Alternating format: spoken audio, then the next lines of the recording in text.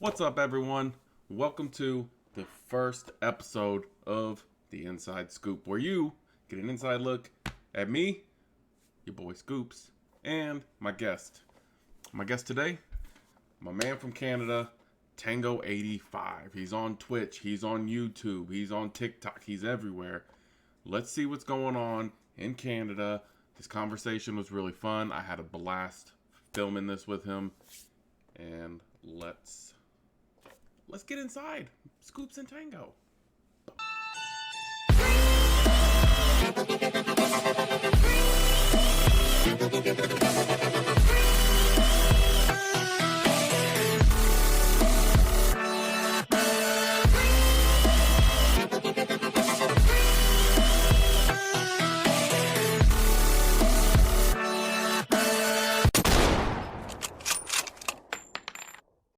What's up, dude?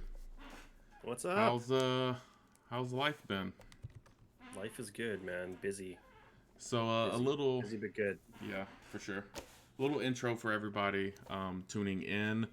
My name is Scoopskee, aka Scoops. This is my man Tango85 on What's up? Twitch, YouTube, Twitter, Instagram, TikTok, all of it. Check him out. We got his stuff posted. How's everything going, dude? How's the stay-at-home dad life? How are you liking that compared to working? Man, the stay-at-home dad life it's interesting. It's different for sure. Like, I mean, I'm used to, working full-time since I was 17, basically. So 20 years, like I'm 37 now. So it's different. I mean, there's lots of challenges with it. It's definitely not easy or as relaxing as people would think. Maybe if my kids were a little bit older and in school and things like that, but then I probably would just work during the day. How old are your kids? They're 3 and 1, Oh, so they're busy. I feel for busy. you. Yeah. Mine's 11, so I don't miss the 3 and 1 year old, especially the 1 year old. 3-year-old, they can kind of start talking and communicating a little bit, but the 1 year old, it's just like it's a guessing game almost on what they want. Yeah, he's our 1-year-old's starting to communicate a little bit. So my wife, she had I forget where she got the idea from, if it was a friend of hers or where. Oh no, it was a friend of ours. We went on a trip with them and they had their kid with them, and they had started teaching them like some baby sign language. So it's like a good way to start communication with your kid. So you start with simple things like more or please and things like that. I remember some of these. This is more. Yeah, more and like please. Please. So thank you with something like this.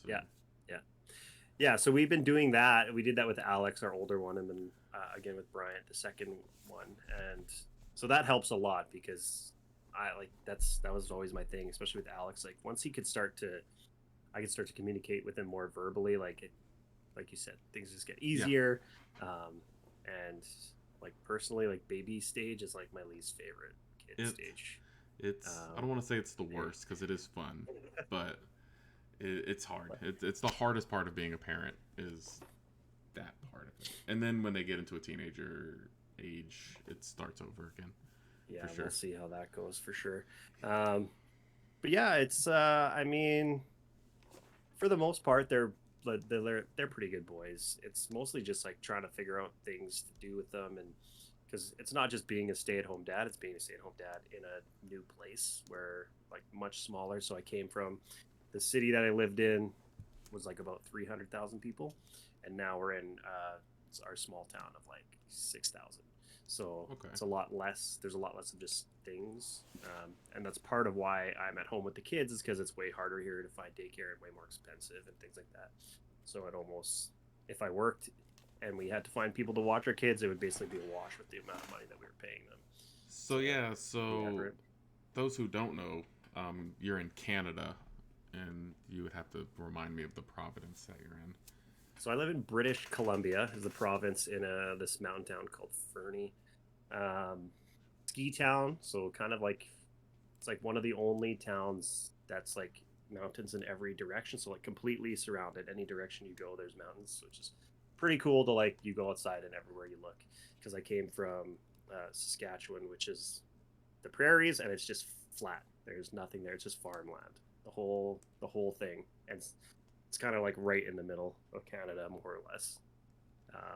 So it's a lot different scenery wise, and it's smaller.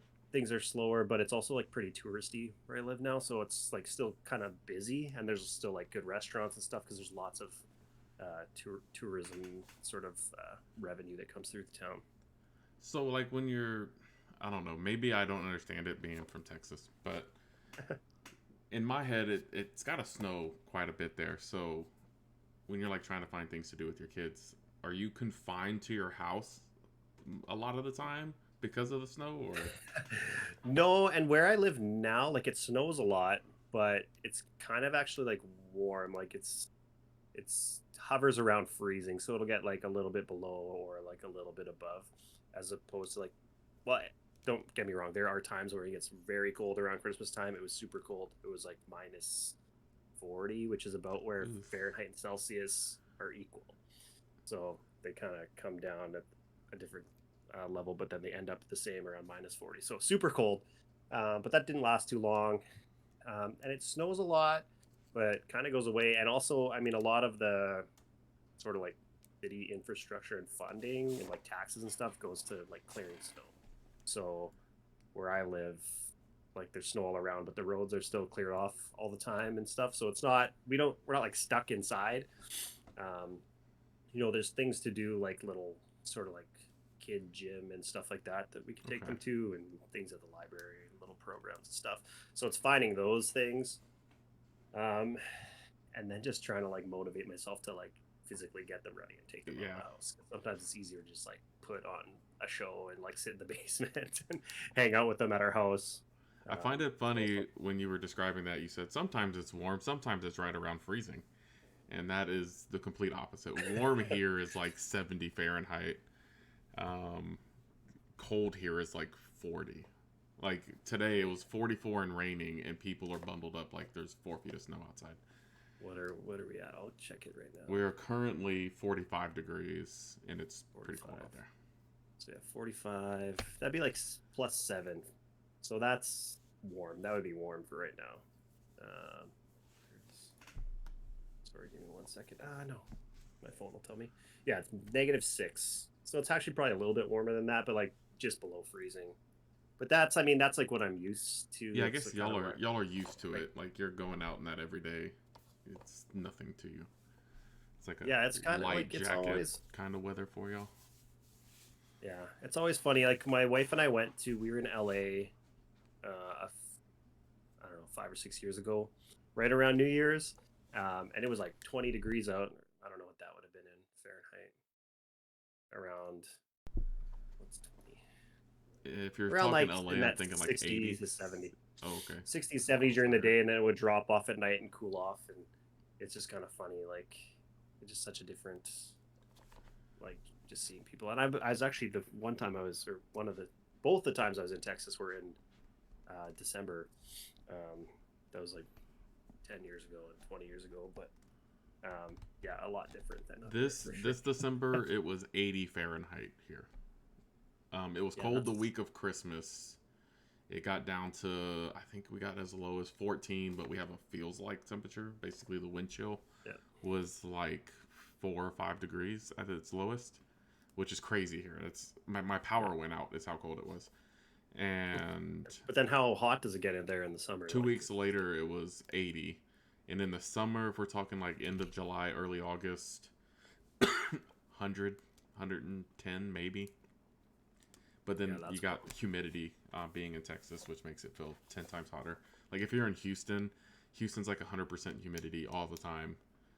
So that 100 degrees feels like 250 degrees. Feels like you're in an oven, like soaking wet, just sitting in a sauna the whole time. It sucks. Yeah, it's usually like when it's warm out here in the summertime, it's probably, if I convert this, be like in that sort of like 85 to 95 Okay. range. So like, Fahrenheit? I guess. Yeah. That's Which a is about lot like, warmer than I thought it would get there. yeah, it swings. It goes all the way up to, yeah, we'll get like 30, 35 or 40 Celsius, which is like 95 to 100 ish, I think, around there. Huh. Not for very long. Yeah, I was gonna say that can't be for very long. The week that we moved here was like that. It was like one of the hottest weeks of the summer. It was so brutal.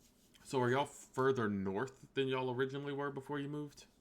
No, we're further south now. Okay. Not by much. It was like pretty, not quite straight west. We probably like 100 kilometers south, maybe 150. Yeah, I don't understand how kilometers work either. I understand Celsius more than I do kilometers. It's 100. 100 kilometers is 60 miles. Okay. Oh, so it wasn't very far from where? South. Like we Okay. went west, way more west. Like there's a whole province in between where I was and where I am now. So you're not Central Time anymore. No, I'm Mountain Time. Okay. Yeah. See, that's the crazy thing about Texas is we actually cover 2 time zones. El Paso is Mountain Time, and I think anything east. I don't think we have anything in Eastern, because Houston would be almost as far east as you can go.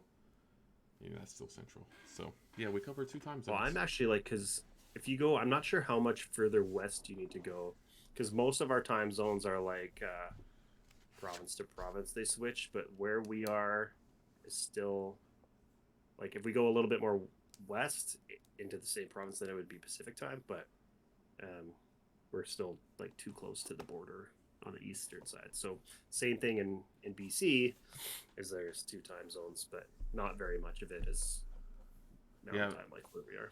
I found it interesting the other day. You told me you were closer to me in Texas than you were if I were in Buffalo. Now that I know you're Toronto is super far away. It is like the complete opposite eastern side. Yeah. Not by much. It was like 100 to 200 miles difference, I think, if it was like a straight line between the two. It's not as bad as I thought. But you said like 2,200 miles, and I'm like, holy shit, that is so far. Yeah, the distance are almost equal, but it was like, I think like 100 miles shorter to Austin, I think is what I used as a basis. That's crazy. But we're like right now I'm like about 40 minutes of a drive to the U.S. border from where I live now. Y'all ever? I mean, is there anything that we have in the U.S. that y'all don't have in Canada that y'all are like, man, let's go to the United States to go do this? There's like snack things. That's always kind of the biggest things, like different flavors of like candy or chips or things. Not that I necessarily go specifically for those. I've been going to the States more now because I found a place there where I can get things sent to. So if I buy, it's mostly for sports cards. When I buy them off eBay, I can pay American shipping and ship them there and bring them back across the border. It's cheaper than like paying for global shipping and customs and fees and stuff individually. We're selling. We came in possession of some old like diesel parts for like Caterpillar tractors and generators and whatever they make, pretty much. And we sold one item on eBay to Canada, and we didn't know what the shipping cost to ship stuff to Canada until we shipped. And it wasn't a heavy part, but it was heavy for its size. I guess it had some weight to it. And they're like, oh yeah, this is gonna be like $100 to ship. Yeah. So we hit the dude up on eBay, and he was like, "Oh yeah, I'll pay for shipping. It's fine." Because we charged them a flat rate of like $50, and we're like, "Hey, can you give us like an extra 25 or something like that?" And he's like, "Yeah, split the difference." And we just split it. That's exactly what we did. And now we know that we got to jack up our international shipping prices. It was because when I was like, I haven't sold much on eBay lately, but earlier this year earlier 2021 and in 2020, like the Canada Post didn't really care if you were sending things as sort of like letter mail to the States. I could send cards and letter mail and it'd be a few dollars, maybe like $3 or $4. But then they started like scanning and x-raying everything. So if there were cards in it, they would just get sent back. So we have to send them as like parcels now. So it's like $20 for like one card. If I wanted to send you one card, it'd be like $25, which is like ridiculous. That's kind of rough. So, Um, and that's like how it is coming the other way too when you're paying like duty fees and stuff. So I can pay like $2 to ship it to Montana, go pick up like 10 packages, and then I maybe will pay something at the border, but yeah, it's still the because I same. assume you have to pay to bring it back over. You have to Yeah. pay some sort of custom fee or. Yeah, I think we basically just pay like provincial tax, which is like 12% on whatever we bring back. But It's funny still, because yeah, we actually watched a video or a Netflix series. It might have been on Hulu, one of those two, and it was like how to catch a smuggler essentially. And these people are hiding all the stuff that they're bringing in, even though it's not illegal to own. It's like yeah, carts. They're not illegal to own, but they don't want you bringing that in, especially in large quantities, because you just killed like the taxes that the state or could have gotten, or the province that you live in, I guess. yeah, So yeah, they yeah. make a big deal about that. I think I forget how much time. If you spend a certain amount of time in the states, there's a certain dollar amount that you can bring back for free. But if I just go run and pick something up from the UPS place that I get it shipped to and come back, then they'll make me pay for it, which is it's not a big deal. It's Yeah, kind of annoying, but it's whatever. that's what we learned. If you're traveling internationally, some places you can only bring $10,000 in cash, Yeah, and you can only bring back $10,000 of merchandise. So if you go over there and you spend $11,000, and you have to basically bring it back here and then pay taxes again on what you already yeah. bought to not kill the shopping market in the United States. So I don't know, it's weird. I don't understand it fully, but um, so let's talk streaming history. Let's talk streaming When history. did you start streaming? So my first, I there's a big difference, I guess, like a bit of a gap from when like my first time I ever went live and when I would say I started streaming. Because this goes back probably like 2018 or so. 2017, 2018 is when I got into MLB The Show, and when I got into sort of like once I got into Diamond Dynasty, which I would say is about halfway through the game cycle of MLB 17, then I started watching a lot of like YouTube videos and streams of guys, all the guys who are super popular now. Getting into that, and then sort of started watching guys more on Twitch and this and that, and then I was like, you know what, I think I could do this. So I like bought a PC, I bought a webcam and microphone, I bought all the stuff, and then I just like never used it because it was really weird. Like I had no footing in the community at all. I didn't know anybody. I never really. I was always more of a lurker than a chatter, so I'd like go lurk for half an hour, go watch somebody else, and so I was never really like built any sort of relationships in the community at that point. Um, so I would maybe I think it was like early 2019. It's probably like the first time I ever went live and do it, play, and the first few times, especially if you have nobody in there, you're just like sitting there playing a video game, and it's kind of like, why am I doing this? This is Yeah, pointless. Nobody's in the chat, so you know, I'm not doing anything, and I just felt like, you know what? If I'm just gonna play the game, why go live? I might as well just sit here and play it and not like whatever try to be anything. Um, so I did that a couple times through 2019, a handful of times for basically like 8 months of the year. So I wouldn't really consider that like streaming. And then what happened? Obviously, pandemic hits in the beginning of 2020, and I got laid off from my job. So I was out of work for about 2 months, 6 weeks, 2 months, which gave me a lot more time. I was just at home all the time because at that point you couldn't go anywhere or do anything. So I was like, okay, well maybe I should start. I'm at home. I need something to sort of like be my time. Like if my wife's upstairs with the kid and whatever, I'm like, okay, well I should go. Might as well go stream or whatever. So I kind of started a little bit, and then it actually kind of wasn't until I went back to work that I really started getting into it. So this is probably in about May, June of 2020. Um, and then I don't know, there wasn't really a catalyst as to why I really started, but then I was like, okay, I'm going to make a goal. My goal, I think at the time, was like 12 hours a week is what I wanted to be live. So it was about 3-hour sessions 4 times a week is kind of what I was shooting for. And then I just started going, and then when that happened, that was, my path to affiliate was like a struggle. It took me months, and it was, my wife making like 10 ghost Twitch accounts and following me so I could slowly bump up those followers. And then I think it was in about August 2020 that I hit affiliate. And then things kind of took off. I think it was like pretty quick after that when I met you, and like you and Kusnik, and at the time like Limitless, NMR Sports, like all those kind of guys. Everybody's kind of gone in different directions with everything, but MLB, the show community at that time was like pretty small compared to what it is now. If you look now in the directory when the game was popular and not in the dead zone, there would be hundreds of people streaming MLB 22. And MLB 20, even when it was like the first few months of the game, I don't think there was ever more than maybe like 30 people streaming it on Twitch.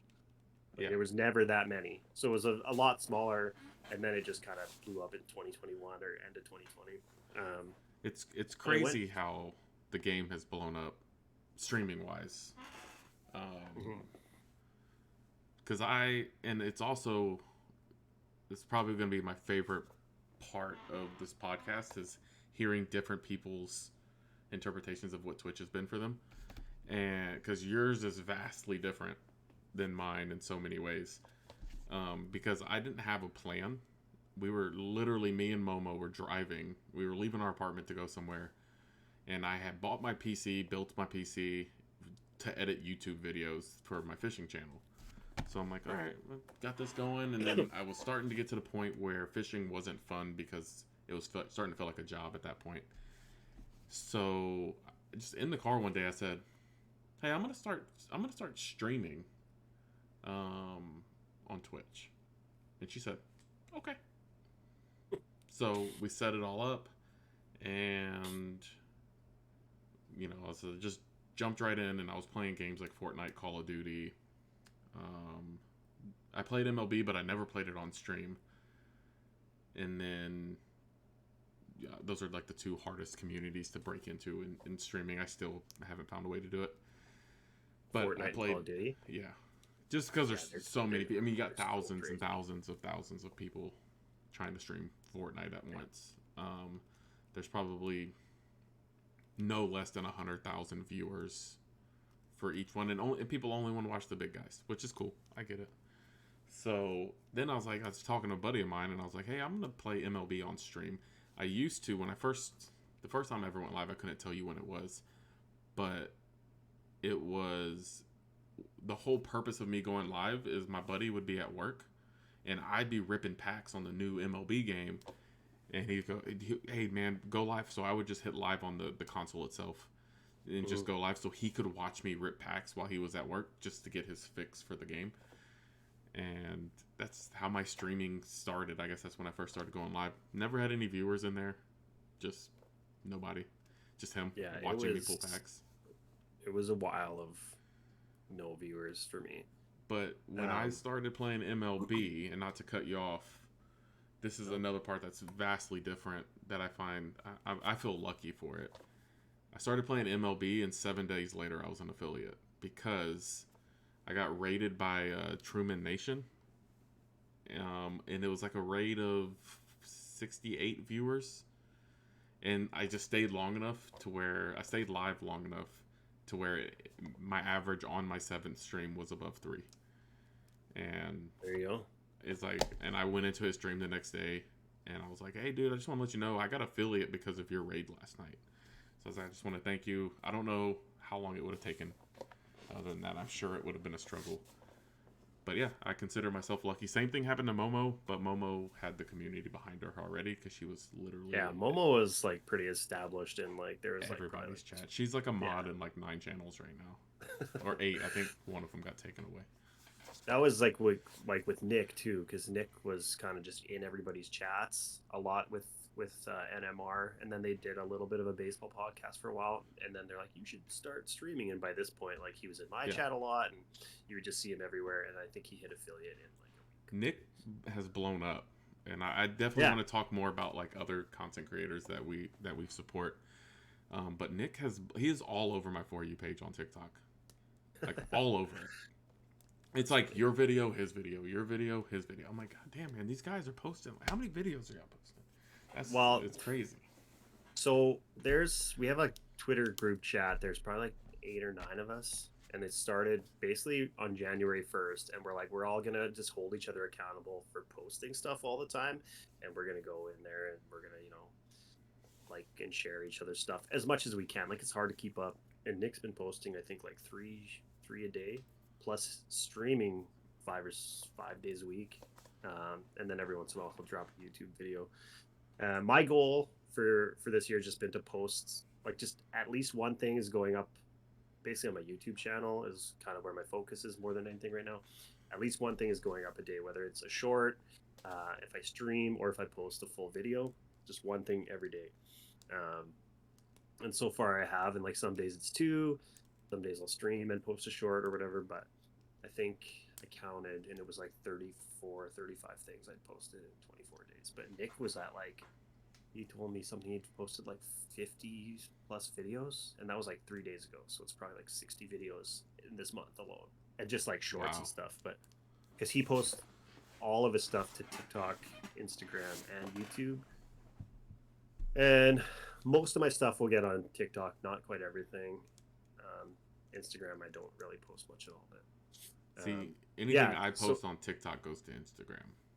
Yeah, but it helps just having other people being like, "Hey," and you see them posting all the time. You're like, "I need to get my ass today."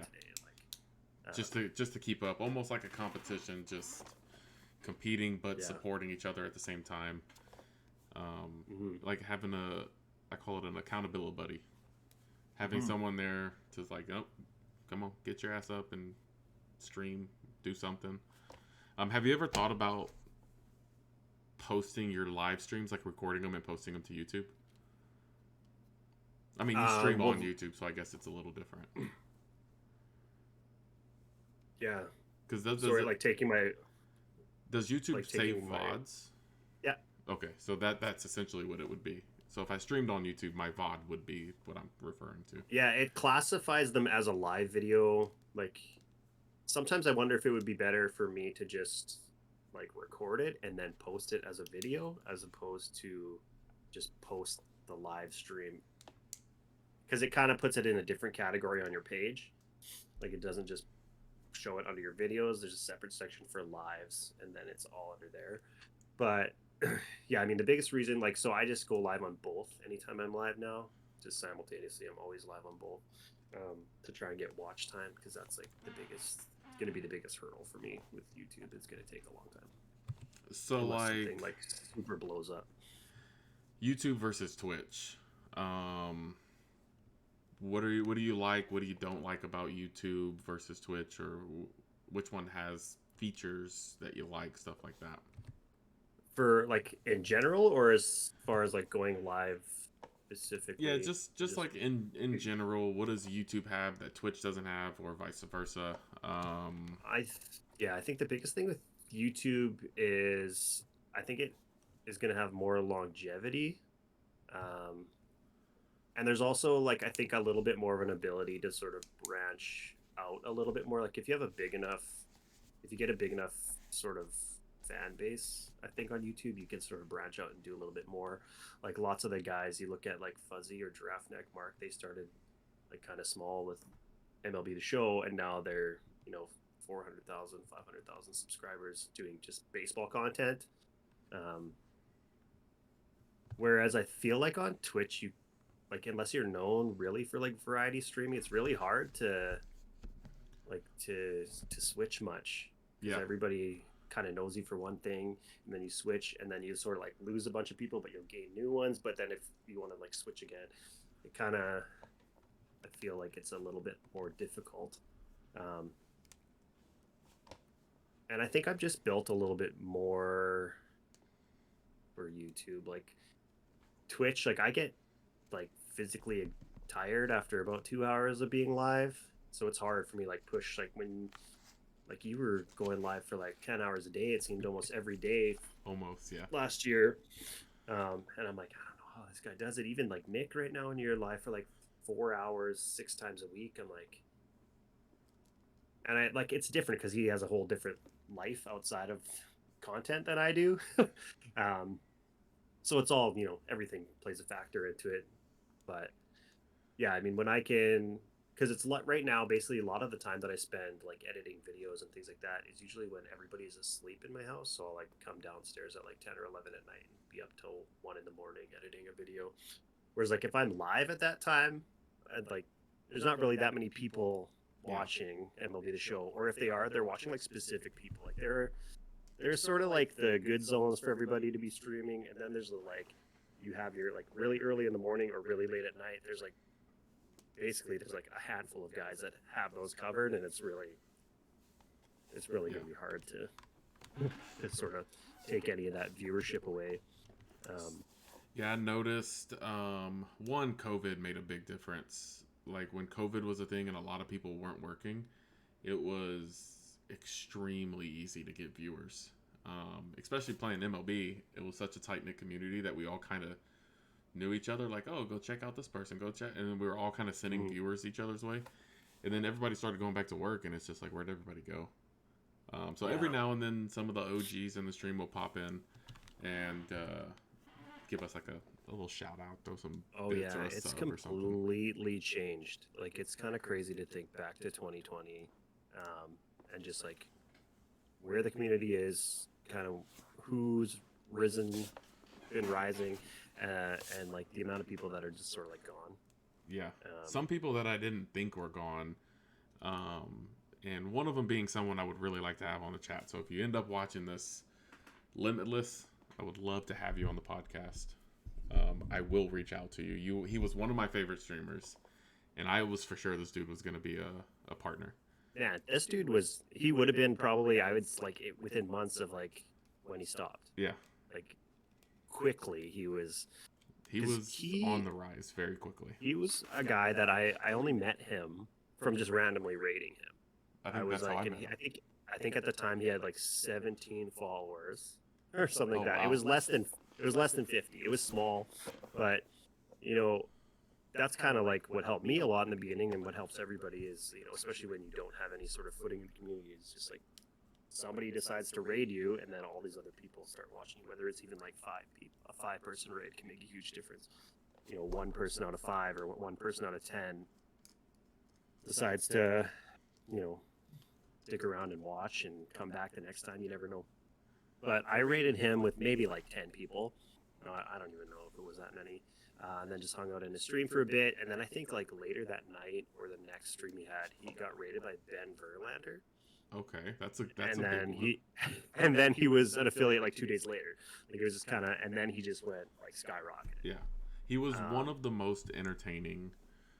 And nothing against, there's a lot of entertaining people in the MLB community, but the way he just talked shit and he didn't care what he said, and he just did his own thing, and he was super New York about everything. Yeah, I fucking loved it. Super like genuine. Like you can kind of tell when people are putting on a show, and that's part, I think, too.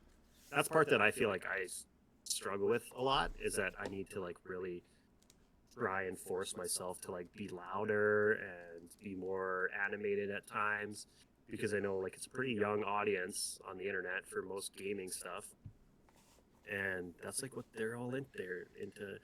Like I'm not trying to be super obnoxious and crazy like some people, and everybody do what you want to do. Like I think I'm still pretty chill compared to most the average person, but there's definitely some value in being animated. Mm-hmm.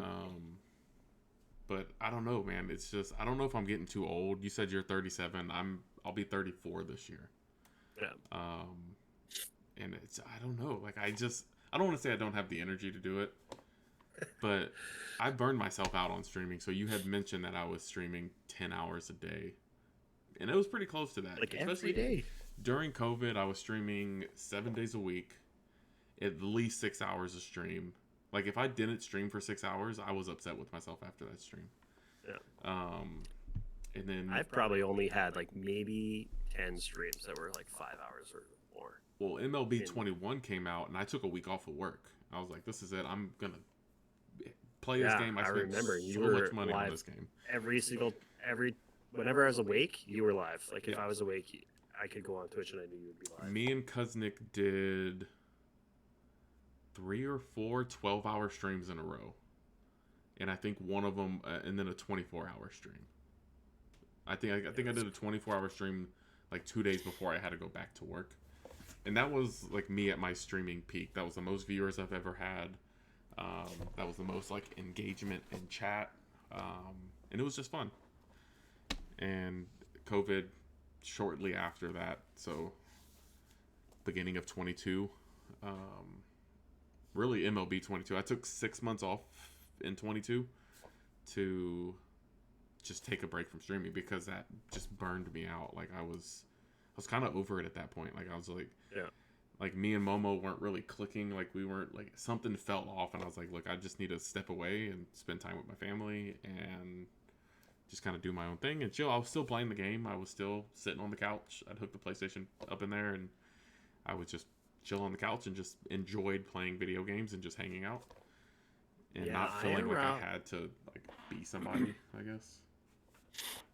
Yeah, for me it was like at the end of 2020. It was kind of like when things were going really well. I was like had a like pretty good momentum, and then like I don't know why I was busy, sure, but it's kind of like it was when things were going well too, and I was just kind of like I don't have like much energy to do it, and I kind of just like slowly trickled off, and then it just died.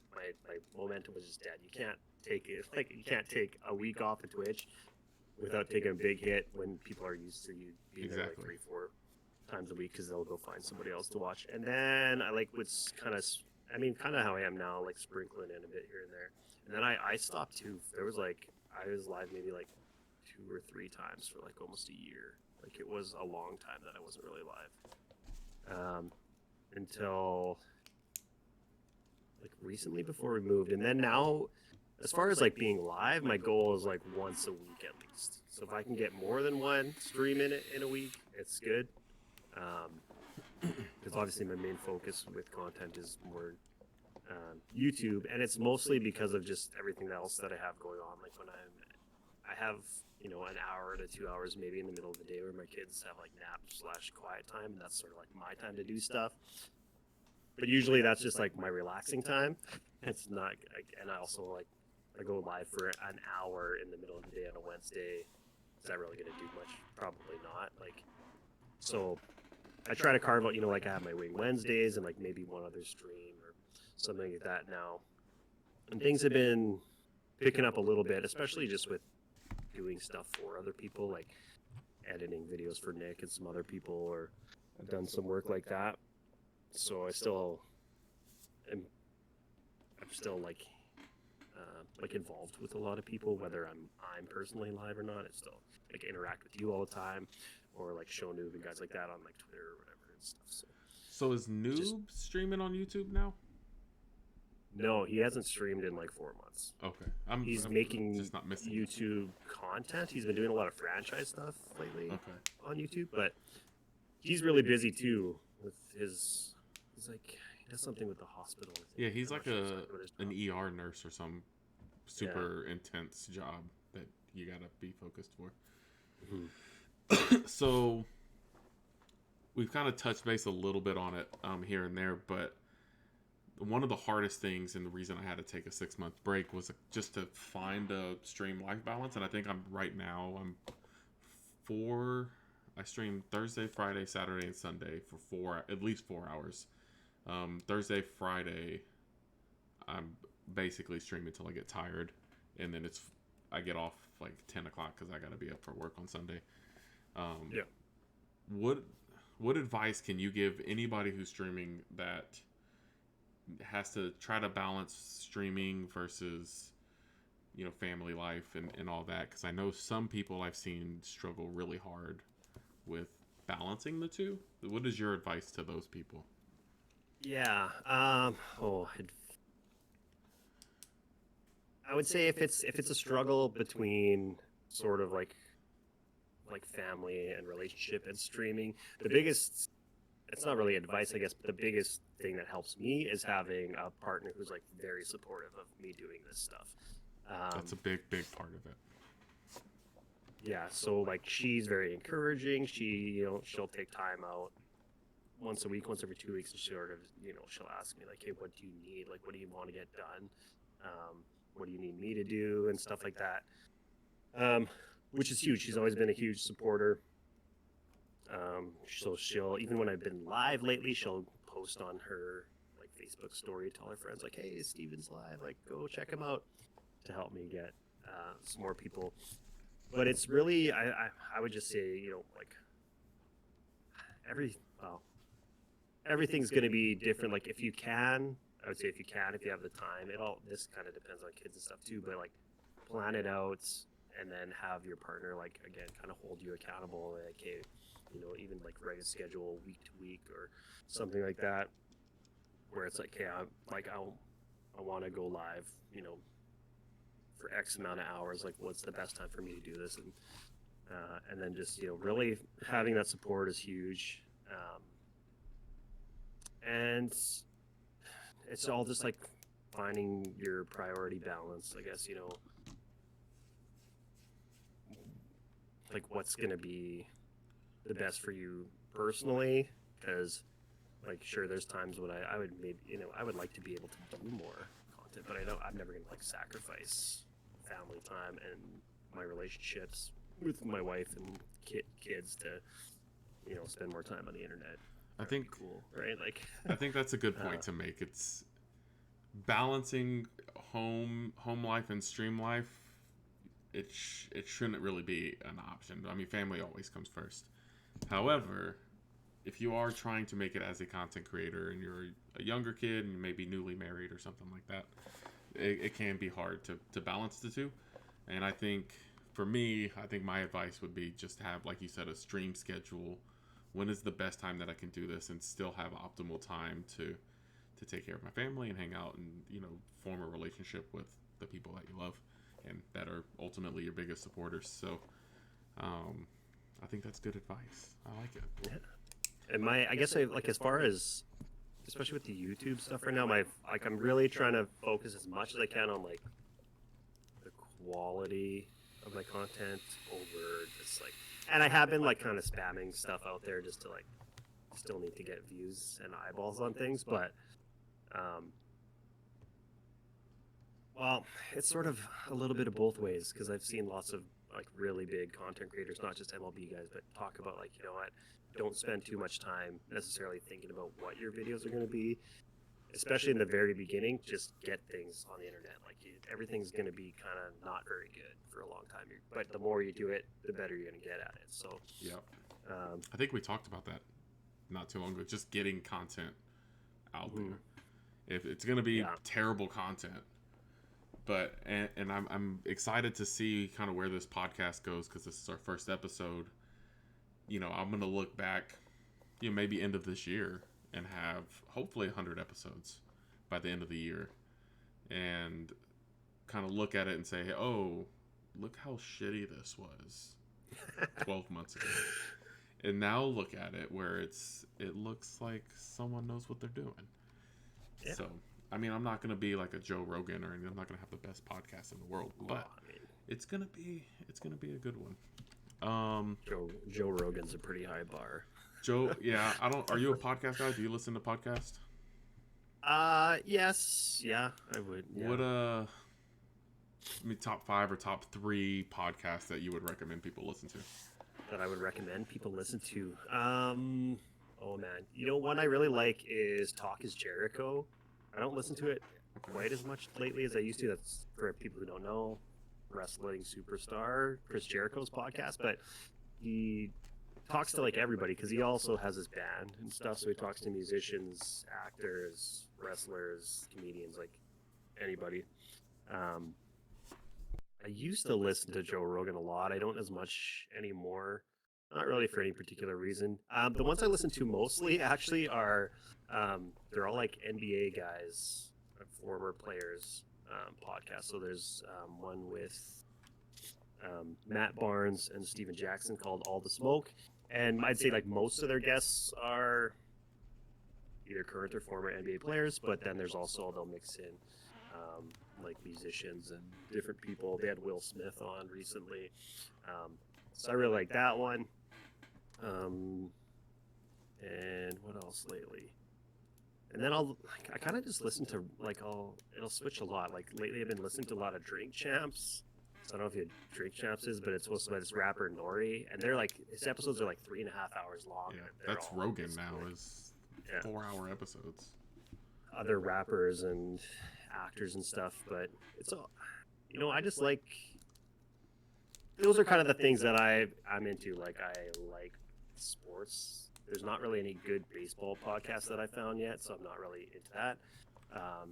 I'll listen to some of the Blue Jays ones when they talk about like recent transactions and stuff that have happened, just to hear some take, because usually I would just watch that stuff on like TV of like, because during the season it's highlights and stuff like that. It's more what I pay attention to as far as baseball wise. But like I like basketball. I like like hip hop music and pop culture. So anything that sort of has to do with those is kind of what I usually end up listening to. Gotcha. Yeah, so I don't have a top 5. I have a top 4, which is a weirdly odd number. But Rogan is probably my most listened to podcast. Probably for the main reason is a 3-4 hour episode. I have an hour drive each way to get to work. So hour there, hour back. Yeah. I can listen to almost all of the podcast in one day. And plus on lunch breaks or whatever, or just sitting at my desk, Yeah. I'll listen to it. But another good one that I think everybody should listen to is Steve-O's podcast. It's called Wild Ride with Steve-O. Oh yeah, I've listened to a few of his or what. It's Usually what I'll do, sorry, but like when I go to bed, because I can't just like turn everything off, close my eyes and go to sleep every single night. I'll like have our iPad and I have like one AirPod in, and I'll just put a podcast on YouTube and basically fall asleep to it. So there was a while there that I was doing Steve-O episodes, so I was listening to a lot of his. So Rogan's got the best conversation. I think where his conversations go and like the topics, like he had a beekeeper on there, and she's actually from Austin. It's pretty cool. And then also Rogan just moved to Austin not long ago, so it's cool like hearing like they're talking about the place I live. Like I know these places that they're talking about, which is pretty cool. But Steve-O has the best guests. So I was addicted to Jackass back in the 2000s, really. And so he's had all the Jackass guys on at least once, some of them twice. And he's completely sober now, and he's a different person. So if you're watching this and you haven't seen recent Steve-O, he's been sober for probably 10 to 12 years now, somewhere around there. I hope I'm not getting that wrong. And he's really cool. And then 2 of the other ones are more comedy driven, which is Two Bears One Cave, which is Tom Segura and Bert Kreischer. Their podcast, which is really good. And sometimes they'll have other comedians on in place of the other one if they're on tour or something. And then the one we were talking about actually just before this was this called This Is Important, and it's the guys from Workaholics. So Adam Devine, Blake, I don't remember their last names, Anders, and then the director who was their friend in the show, but he's actually the director of the show. His name's Kyle Newacek. They're the funniest fucking guys out there. Like the stuff that they talk about is insane. And they kind of have like a timer in their head of how long it takes them to talk about dicks. Like, 20 minutes in and we're already talking about dicks. It's just stupid. And nothing they say is actually important. But the irony is funny. So those are my podcasts. I'll try to put some links to those podcasts in the description, I guess. Oh, Steve-O's is good. I've listened to a decent amount. Steve-O's, he has a wide variety of people. So he's had MMA fighters, comedians. We had like Aaron Carter was on, and Jodie Sweetin, and that Aaron Carter episode was a must watch. That dude is. Just go watch the episode. Just go watch it. He lived a crazy life. Yeah, the child star life is fucking insane. But yeah, go check those podcasts out. Shit. Oh, I want to promote some stuff for anybody on the podcast. That is great. So what do you I hope I don't leave anything out, but we've covered Twitch, YouTube. Obviously, you're on your Twitter, your Instagram, TikTok. I didn't include your TikTok on here, but I'll include it down in the description so people can find you. But you have the sports cards. You're doing. Yes, I'm wearing our hoodie right now. Oh, there you go. Yeah, there you go. On purpose. Yeah, so I help run a Facebook sports card collecting group called the Good Boys Collectibles. And yeah, so we do all sorts of fun stuff. Box breaks, and it's just a fun breaks. Kind of. That's the word I was looking for, and I couldn't think of the word in my head. Yeah, so I'm kind of the baseball guy, and then like a lot of baseball's not super popular baseball cards in Canada.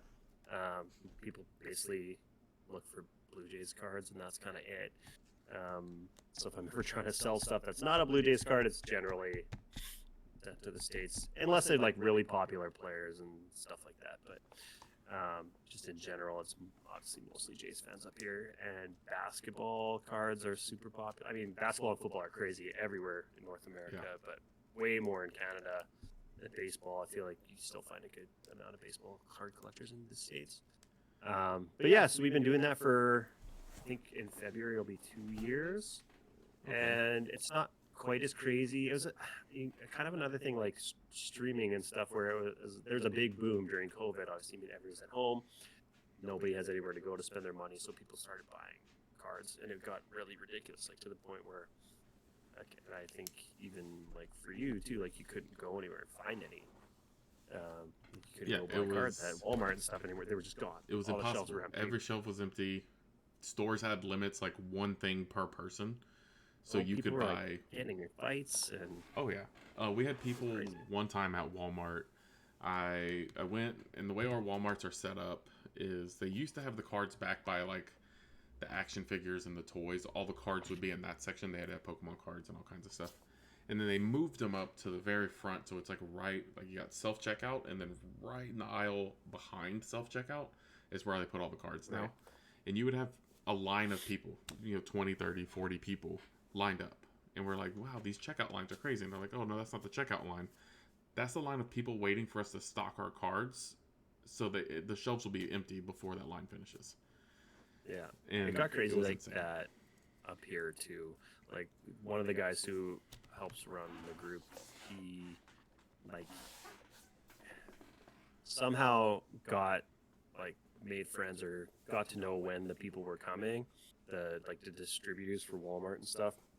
And so he would go there, and then word kind of got out a little bit more, and it got to the point where he was like, yeah, like I used to go, but now it's literally like 10 guys, and they're all just, as soon as the doors open, are sprinting to the card section. I'm like, I'm not going to do that.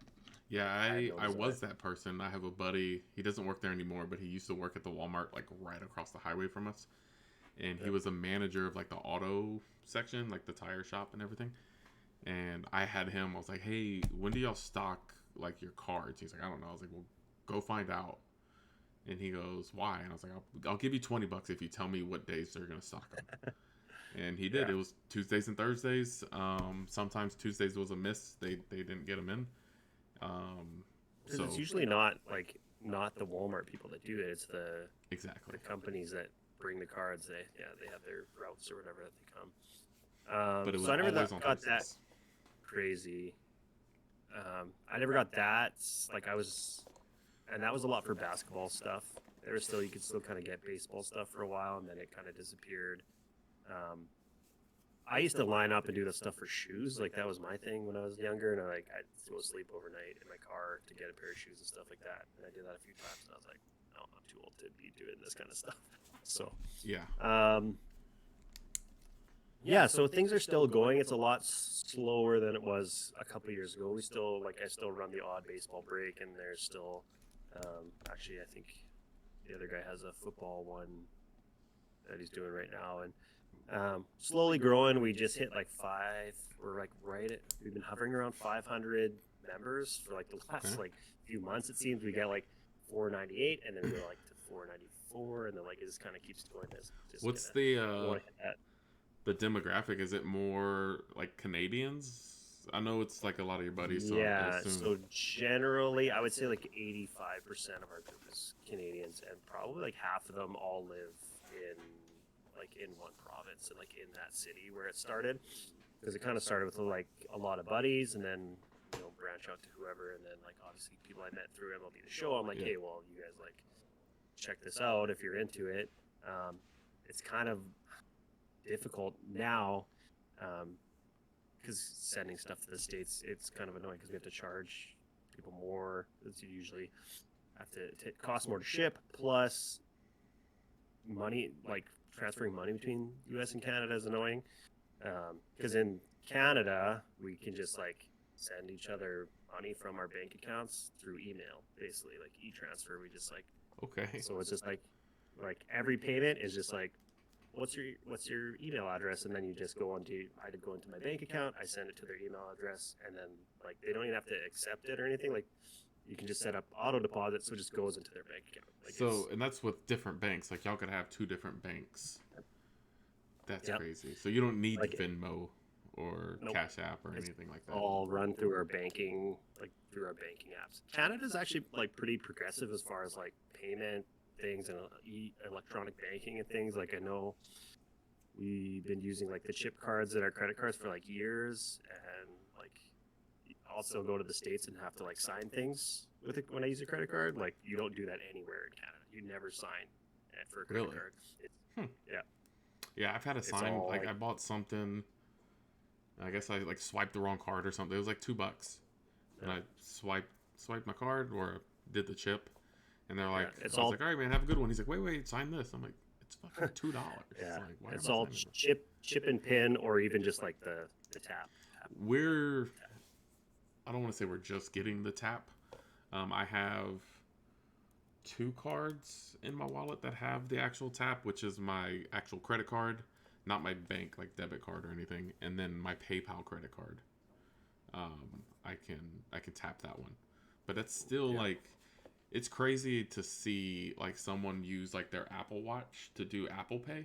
Like if I see that, I'm like, oh my god, I forgot that was a thing, because no one ever does it. Yeah, it happens a lot. Like, because I used to work at a bar as a bartender, and then it was basically all cash. People would use cash. If you didn't have cash, you go to the ATM, you go get cash. Now, 10 years later, from when I bartended there, it's all just kids who tap. Like all these kids, you could be 19. 19 is legal drinking age.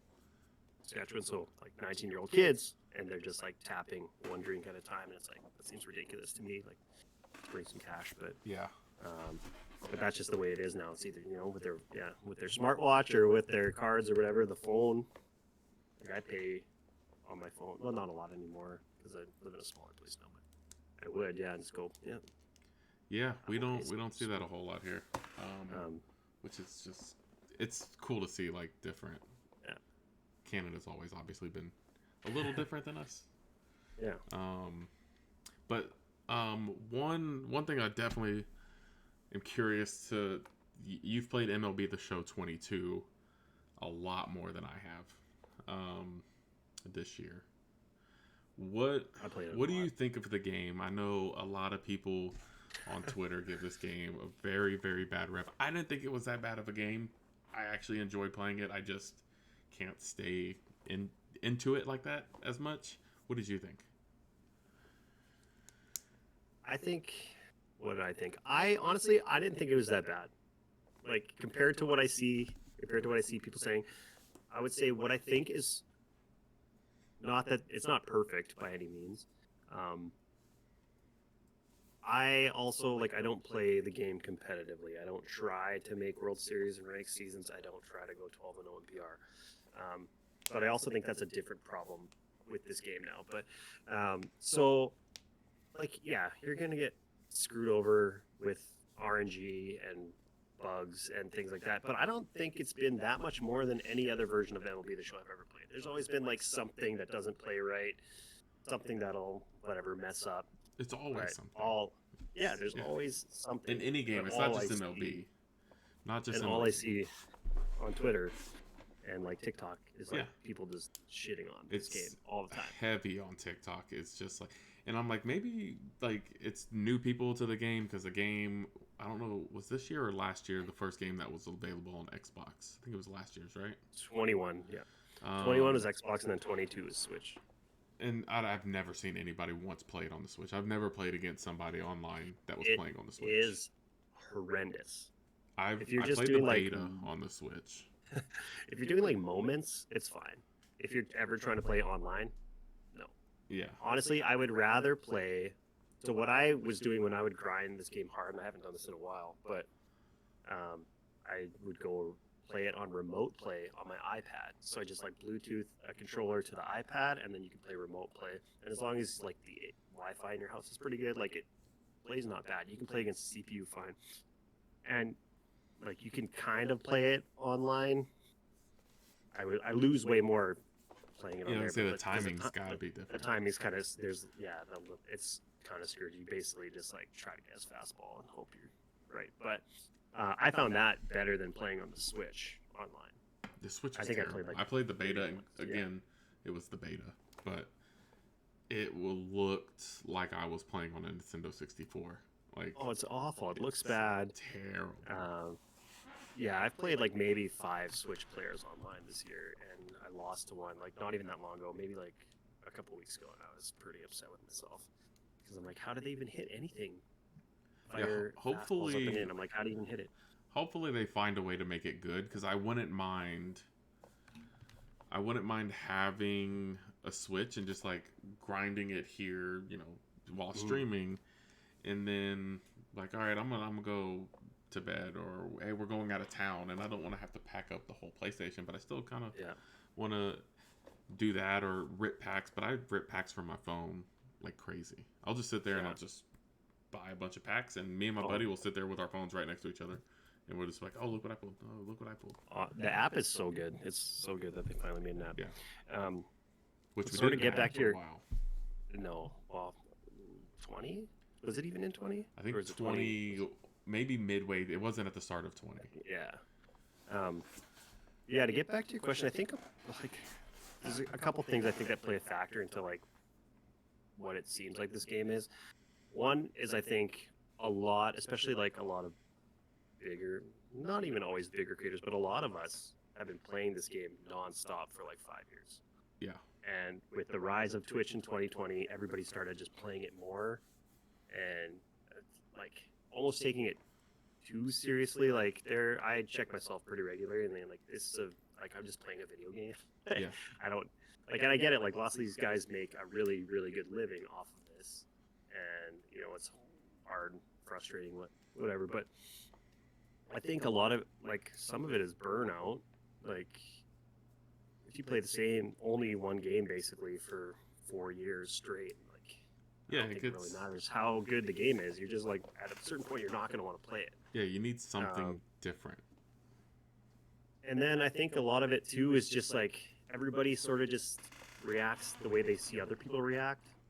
So if you're a 12-year-old kid on TikTok and you watch 10 TikToks in a row of all these really popular guys be like, this game is shit.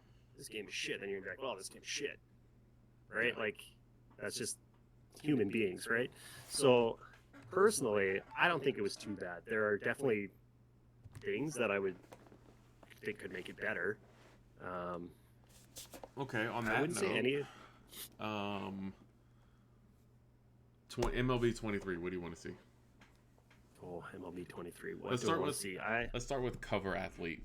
I think we all know who's going to be on the cover of the game. Okay, who do I want to see on the cover? Who do you want to be on the cover of the game? Vlad Jr. I kind of figured that would be your answer. Yeah, absolutely. And just any Astro. You can put the whole Astros team on the cover. I wouldn't care. It doesn't have to be one player. Just put the World Series trophy. I almost made Kyle Tucker a Kyle Tucker cover. I think your Dawn is like a little bit more. Me and Momo were actually. Or Pena too. Like Pena was like after the playoffs he had. It's like this kid.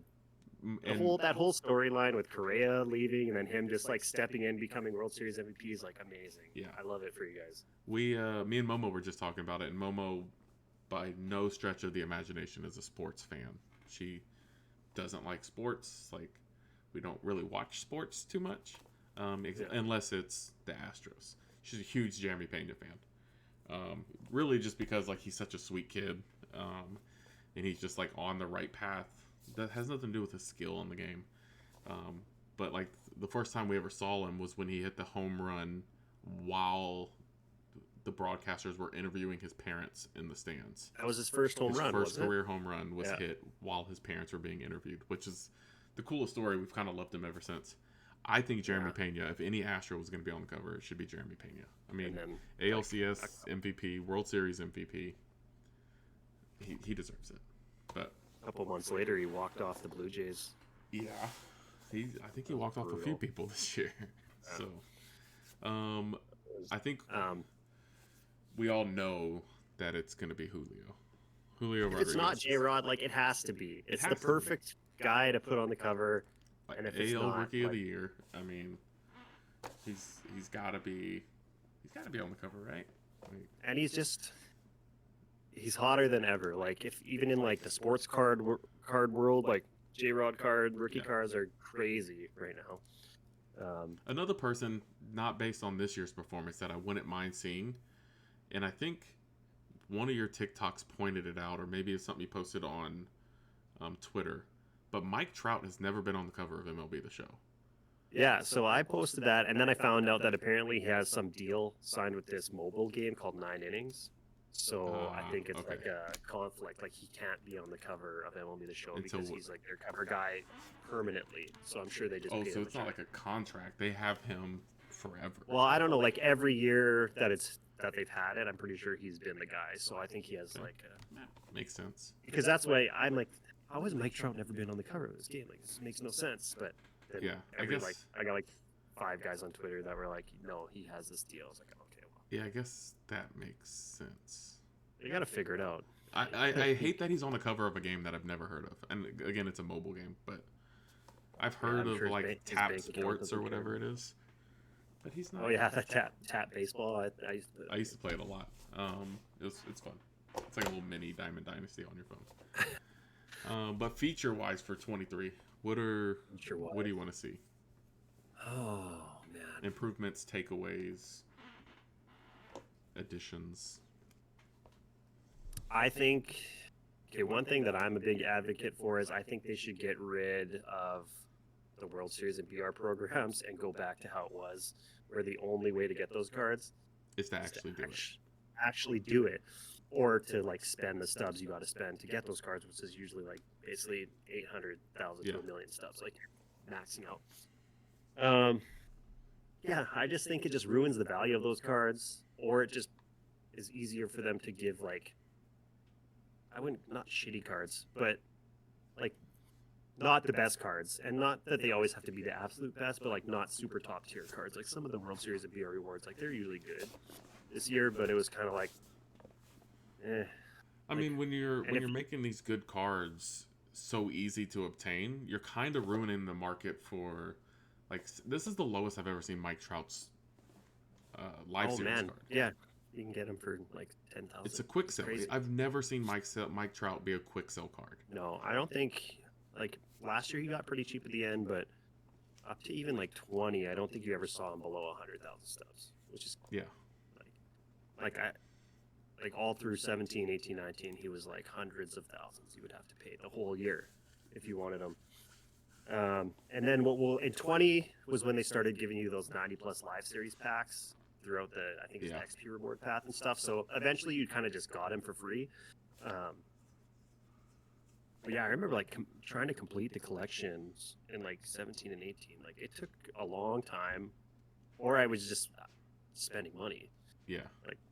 But now, yeah, I just think it just ruins like, it's like kind of like, why do you even have Battle Royale and ranked seasons? Exactly. Like, why do you even have World Series? Why don't you just like make it almost completely reward based? Like, why not just add more bosses to the actual program? Because essentially that's what they're doing. I think it's just they just want to try to give everybody everything, and I don't agree with it necessarily. Like, it's nice. It was nice for me because this has been the first time ever playing this game that I have every single card in the game now.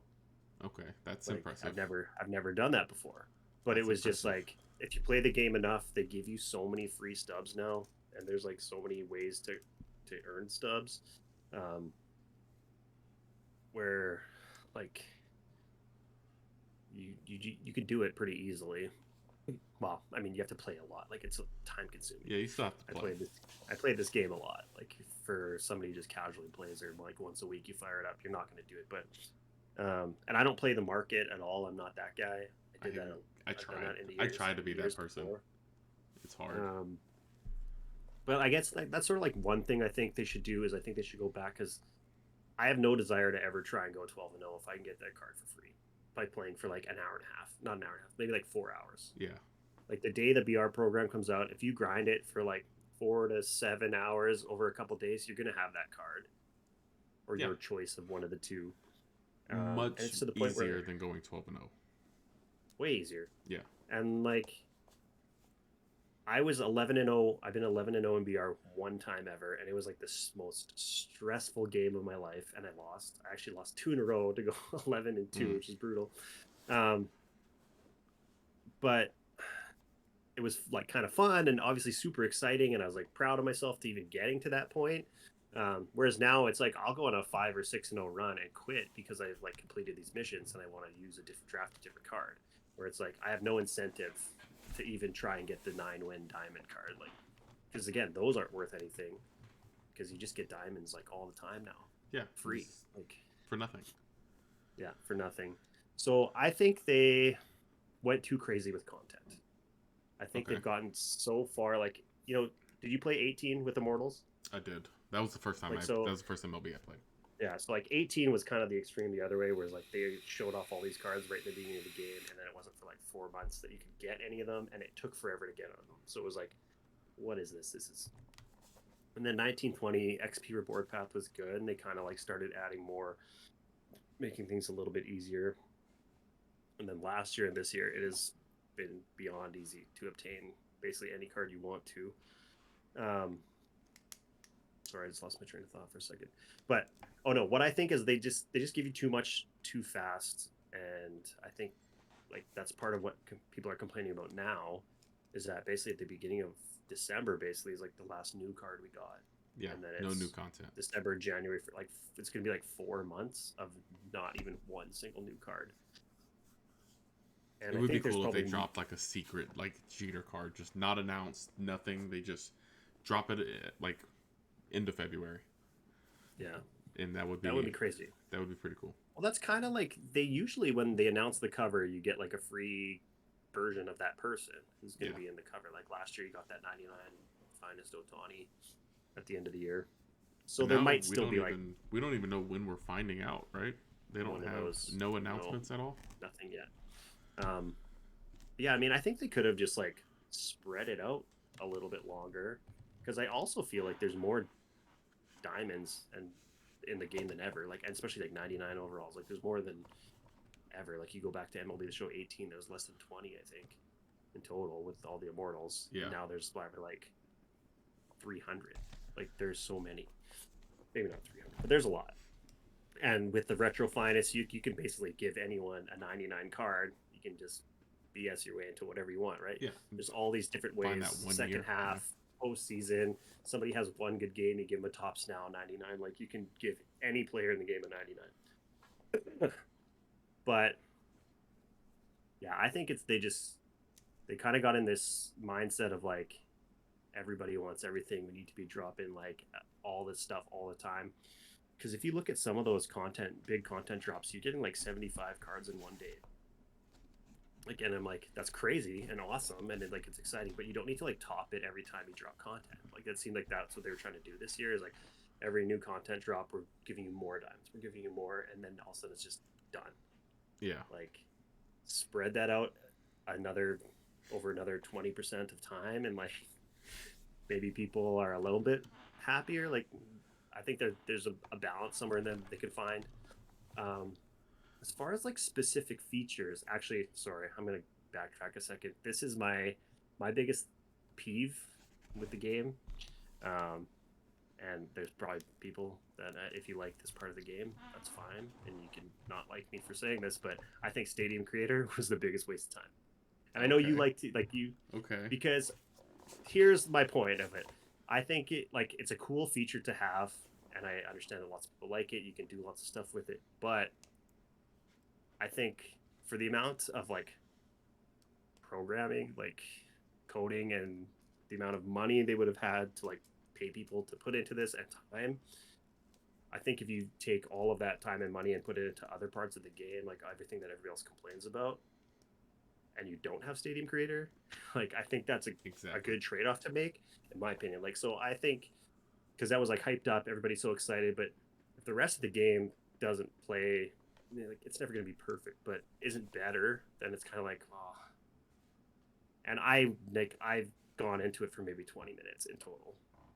The only reason I do is like download stadiums that I can hit 50 million home runs in to get PXP missions done. Yeah.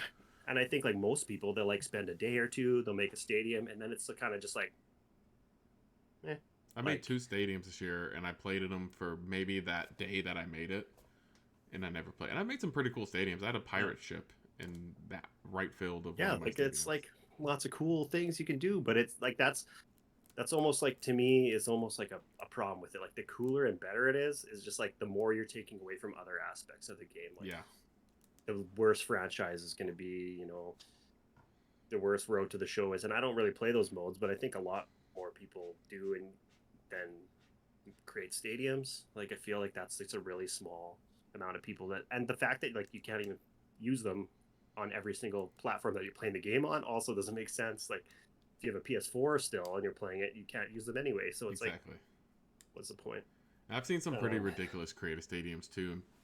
Some people, and I guess it's just the internet mentality, but some people are a little outlandish with the things that they put in their stadium or the logos that they make for their team, stuff like that. Yeah. So, me personally, I don't really care. But like my kid is to the age where he's starting to get into games like this, and there's some shit that I don't want him to be exposed to. I guess. Yeah, you see so much of that. It just seems weird to me to have that in like a baseball game. Like I got it when I was like, back in the day playing like Halo Yeah. 3 and Call of Duty, like Modern Warfare 2, the original one and stuff like. Because most of the people that played that were like late teens to early mid 20s people. Like Yeah. so, but yeah, it's not like you get like 10-year-olds playing a baseball game. You don't want them to see that kind Exactly. of stuff. So I know he's going to be exposed to it anyways. It's just the internet is where kids live now. yeah, So I get it. It's not going away, but some way to moderate something like that yeah. would be nice to see. Um, Also, I would like to see Immortals come back. Maybe not in 23, but bring an Immortal grind back to MLB. I think that was the best thing. Having to collect collectibles was the most frustrating thing to like get the Immortal Jackie Robinson, where he only played for Oh one man, team, so all of the Dodgers bobbleheads were super expensive yeah. all year. The Cardinals and the Dodgers were crazy. Yeah, so stuff like that would be kind of cool to see come back. I had a lot of fun. We did, and y'all can find it on his YouTube channel. We did It Takes Two to Tango, which is your co-op series, your MLB co-op series. So one, I hope co-op is in 23, so you can continue that Gotta because be. that was really fun. That is one thing that they can't take away. That's one thing that really needs to But I want to see have a it little improve. bit more love put into Exactly. it. Yeah. Take Somehow away Stadium Creator and take that group of people and put them on the co-op team. put them on the co-op team. That's all you And got to do. yeah, Ramon. just That's all you got to do. you don't have to give them a raise, Ramon. Just take them from these desks and put them in these desks. I do it every day at work. I move people around all day. That's fine. You can do it. I do think it's been a great for the game having it on Xbox and Switch, and I think that's a big reason why the game is where it is though, because like I'm like tech savvy for the average person, but like the amount of time and work that has to go into like, oh, we're gonna put this on another system and make sure that all works and test like that, I think too is a big factor into like why, again, the state of the game, I guess you would call it.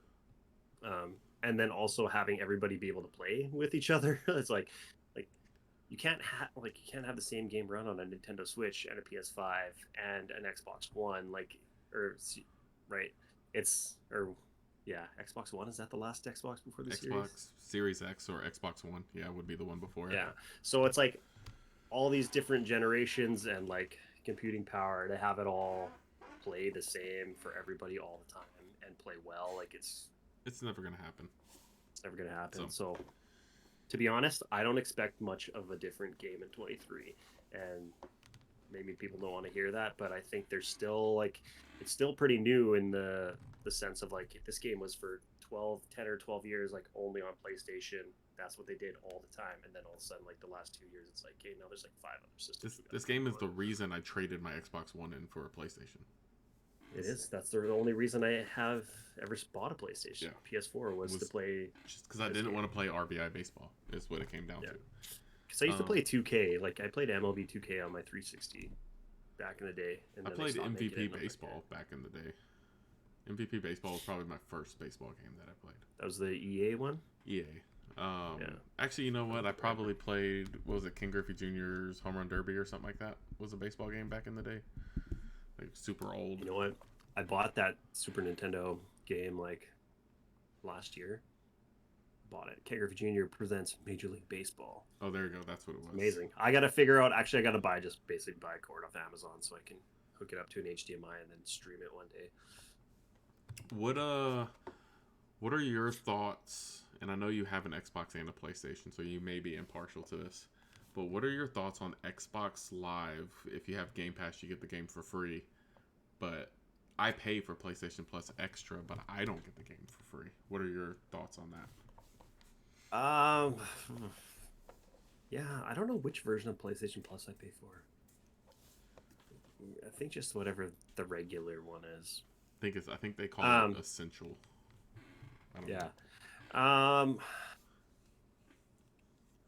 Yeah, I don't know. Like I honestly shouldn't. I pay for Game Pass, but I never play my Xbox. I basically pay for it because I wanted to play Halo 5, 6, whatever the newest one is. I don't even remember where they're at now. And I like never even play it.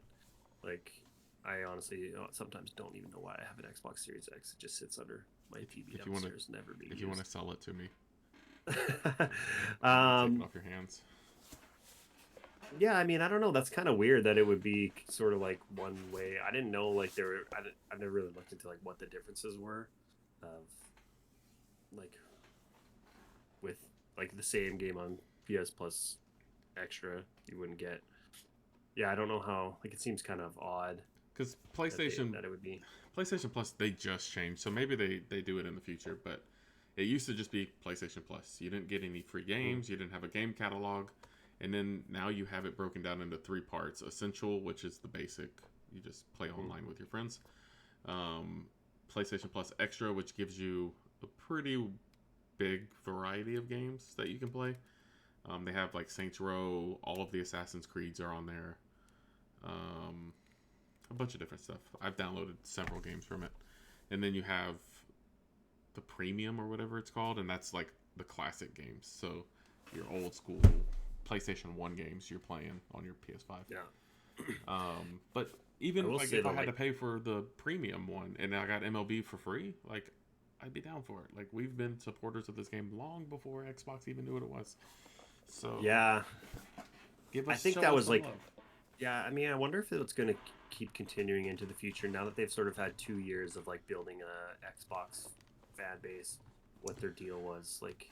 That's a good point. I don't know if it's for like X amount of years, because I can totally understand the first 2 years of like, yeah, well, you know, anybody who has Game Pass, like we just want as many people playing this game as possible.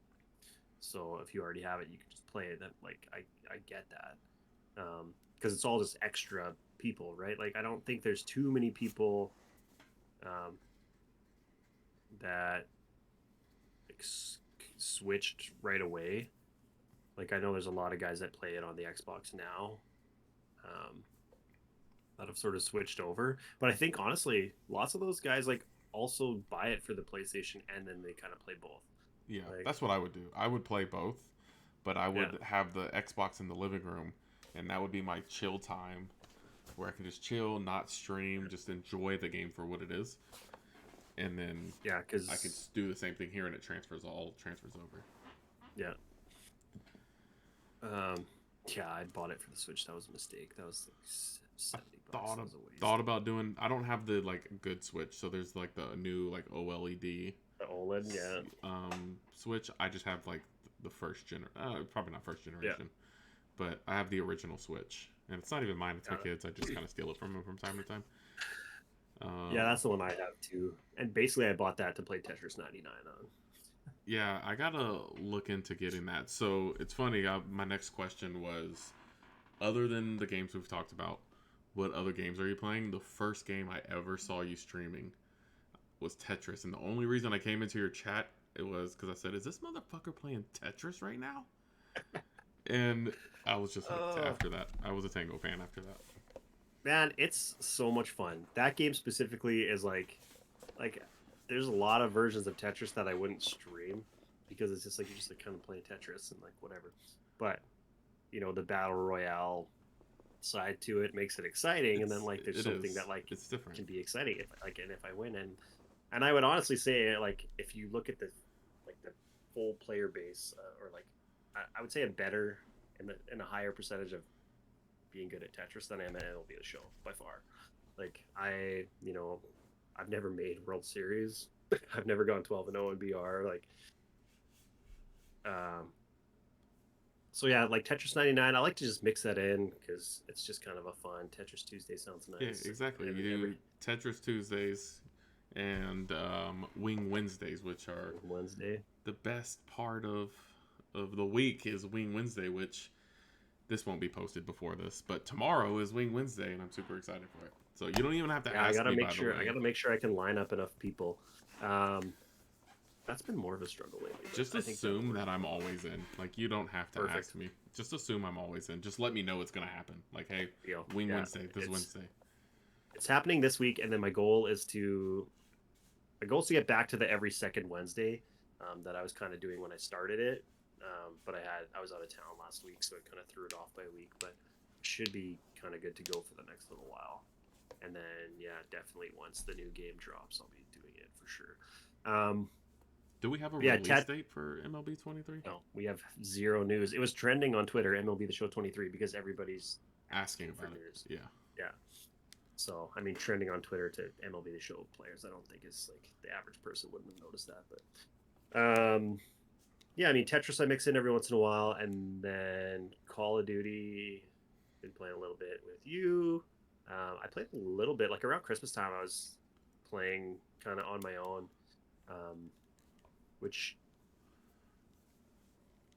so I used to play like a lot of first-person shooter games, but it was also because I had a lot of people that I knew who were like, Halo 3 is the game I played the most out of any single video game ever. Like, it was like the perfect time in my life where I didn't have a family and kids, and I was just like working in a restaurant, and then if I wasn't like going out and partying, I was just like playing Halo 3 with my buddies all the time. That was me with the first Modern Warfare, Call of Duty 4. Yeah. And World at War, we played that a ton. Oh yeah, World at War we definitely played. So, like, I generally will kind of like buy Call of Duty like sort of off and on, like every second year. I was kind of doing it. I would buy it just to have another game to play, and like before I got really into MLB The Show. And then I kind of stopped. MLB took over all of it. I played like 2K. I'll try out every once in a while. I used to be sort of like every other year I would buy like a different sports game. Like, I'll buy Madden this year. That was me this year. I hated it. Absolutely hated Madden. I'll buy 2K this year, and then generally I play those games for like a month, and then I don't touch them again ever. Like, I got 2K21 with my PS5, like the first, like right after PS5 came out. Played it for like maybe a month and a half, and then never touched it again. Anytime I tell Momo that I'm gonna buy a new game, or I'm thinking about buying Call of Duty, the first question out of her mouth is, "Are you actually gonna play it? Are you gonna play it for more than a month?" And Call of Duty, once I got into the camo grind this year, and I realized that I was gonna be able to obtain it fairly easily. I put 5 days worth of gameplay into it. Easily, probably 150 hours into just the camo grind itself. Man, That's you when I been knew I was hooked. cruising on that camel grind. I'm Well, that was done, like by the way. I don't know if you saw that, but I did finish the you camel finished grind. all of them. Yeah. Damn. Like why I was reaching out on Twitter to like you and other people that I played Call of Duty with in the past like few years is like, are you guys getting this game? Because that's my thing now, especially with like games like that. Is like I have a really hard time. Like now I can do it a bit because I got a little like I was never into camo grinding or any of that before this year. So I have a little bit of motivation sometimes to play it. But usually I like if I'm when I'm playing Call of Duty, it's usually with you. Like that's like if you're on and like or we've talked about it, like whatever, we'll play Warzone and stuff like that. But I have a really hard time just like going and playing that game by myself. I just don't find like I get bored really quickly. Because I just like that sort of social interaction, even even play with one other person. Like, so, but like lately, yeah, Modern Warfare 2, yeah, Tetris. I kind of like I haven't really been gaming too much since like Christmas time or for like the last month or so. I've been focused more on just like making content than actually like I haven't really played much. So yeah, but those are kind of like the only games I've really played much lately. Like I haven't really I'm trying to think if I've even just like tried out anything recently, but not really. It's Yeah, I mostly play. still just that It's stuff. about the same for me. I actually just started playing MLB. I don't know if I'll play it again for the rest of the year because I did the Moonshot event. I don't know if you were in the stream at the time. Actually, no. I don't think anybody was. I wouldn't want to watch me play the way I did. Um, That I event is crazy. By the way. I got into a game. First inning, I give up like a double, and then I get it like a ground out, and then he hit 10 straight home runs, and I And couldn't get a pitch over the plate. man, Every ball I threw out of the strike zone, he looked at. I mean, it could paint the edge of the strike zone, and he oh, watched I it go know by. within like 5 pitches if there's a if I have much of a chance or if I'm gonna lose. If like I'm not a great pitcher in MLB The Show, but I think I'm like decent. And there's certain pitches that I'm like, if this guy lays off of like 3 out of 4 of these pitches, he's gonna beat me because Yeah. that's another thing with this game is like I don't have the patience to like every once in a while I'll get really locked in and I'll like take some pitches and stuff. But usually I'm like I just want to play a baseball video game, hit some dingers and like Exactly. whatever. So like yeah, if a guy takes like 3 out of 4 close pitches for balls, I'm like this guy's gonna smoke me because And I just don't have the patience to match him. Goes back to created stadiums. We were in a created stadium, and it was like a Hogwarts themed created stadium. Oh, Hogwarts is crazy. Yep. Mm-hmm. And I'm 1,000% sure it had maximum altitude, and it was absolutely ridiculous. And any ball I hit when I finally did get to bat, it was a ground ball. And I'm like, what the fuck? I can't elevate anything. And I was so frustrated. And when you get frustrated, you just start swinging at everything. And it was terrible. And I haven't played MLB and probably won't play MLB 22 again after that. Except for Wing Wednesday. Except for Wing Wednesday because I'm here for it. Because it's fun. And I like watching you suffer by eating hot wings. For those of you who don't know what we're referring to with Wing Wednesday, is it 20 wings? Each in increments of 5 wings, they get hotter. And he eats a home run. Every home run is 1 wing. Every sub is 1 wing, and every 100 bits. Yeah. Home run. If I lose, that's another one. If I get shutout, that's an extra one. Raid, a sub, and I change it to 500 bits. It used to be 100 bits, but the first time I did that, somebody's like, "Here's like 400 bits," and I was like, "Okay." Yeah. It's finding a balance of like I want it to keep moving and to be like constantly kind of eating these, but I don't want to like have somebody come in and just gift me 20 subs. Here's 1,000. Yeah, here's 1,000 bits. I'd be like, oh, that's amazing. Like I would be like super excited, but then it's like, oh well, that kind of defeats the purpose of the rest of the games that you have to play. And it's like interactive with people. Like it's a fun way to keep the game going in this dead zone and whatever. I get to, I don't try and win those games. But one cool idea. I think the last Wing Wednesday, we were getting close to the end and you didn't have another game to play. do like a fire sale, and okay, instead of 500 bits, 200 bits, and I'll eat a wing, and just kind of lower the price of everything. Yeah, Kind of thing. true. So that's an idea. Yeah, that was the first time that like I didn't have enough people to play to finish it out. How And many I did think you part end of up it's eating? Did you eat all of them anyways? yeah, because I went in events and played some guy Oh, and that's right. smoked That's three, right. and he Yeah. smacked 3 bombs and like this, and like it was like 3 out of 4 batters in the second inning. And then I'm like, I just quit the game, and then he came in the chat, which was like sweet, because so then he got to watch it, so that kind of worked out nicely, because you never know. That was actually one thing. Do you have is your channel name your team name, like TTV Scoopskee or whatever for in the MLB game? Yes. Yeah. It's in I have it. every game that I play. My clan tag in Call of Duty is TTV, and my name is just Scoopskee. I have like an internal battle with doing that in MLB The Show. I like shit talking, so I'm cool with it.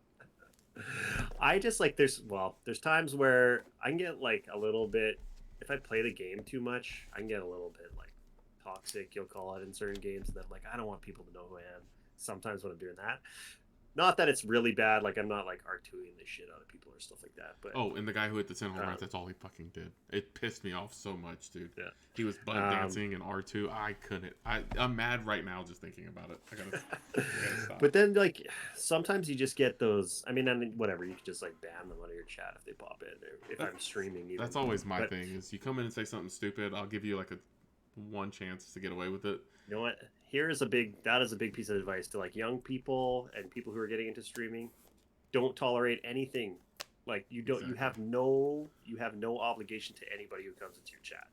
Like exactly. You obviously like appreciate the people who do come in, but like don't put up with anything. Like you don't have to any sort of abuse or anybody being an idiot. Like just get them out of there instantly. Like I have no problem just like you can come in, say one thing, and you're gone. You will never be back. Like it's not ever worth like getting into a fight with somebody about, because then usually what they're gonna do is just like record it and post it and then make you look bad.